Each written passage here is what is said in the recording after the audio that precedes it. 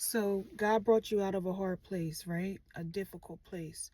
And you were expecting him to take you right into the place that he promised to take you into.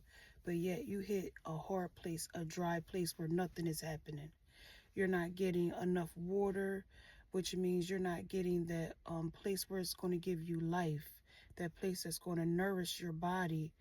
And it's because God is trying to decrease the flesh. He's putting you in a thorny place, in a hard place, because he wants to decrease the flesh and elevate your spirit so that you can think spiritually and not carnally. When he takes you into the promised land, right?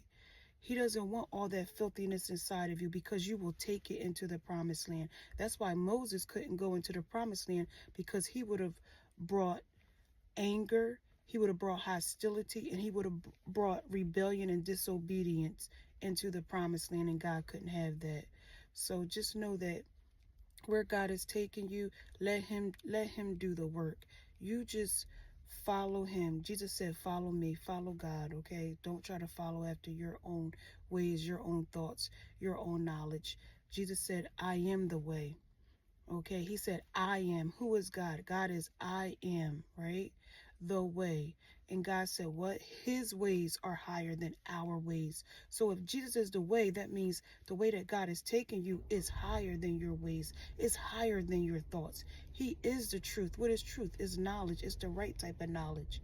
So just know that when God takes you to the place that he's promised you, you are going to have to stop at a couple places before you get there so that you can get rid of some of that stuff, some of that flesh, so you could be circumcised.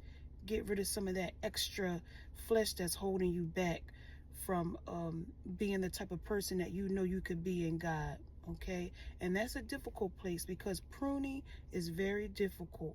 When you hit that wilderness, that's a place of pruning. Yeah, you came out of bondage. You came out of Egypt. You came out of darkness, which is Kemet. Egypt is Kemet. You came out of that. We get that. But because you came out of that place, you picked up some stuff in that place. So now has to get rid of all that stuff that you picked up.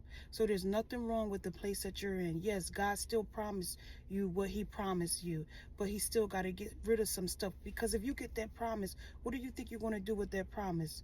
You're going to produce good and evil. So just know that the place that God has you in, just be content and say, thank you, Lord, because you could be in a worse place. You're every step that you take, you're getting closer to being in your promised land. But make sure each step that you take, you're taking it with the right attitude and the right mind frame. All right. Have a good Saturday. Bye.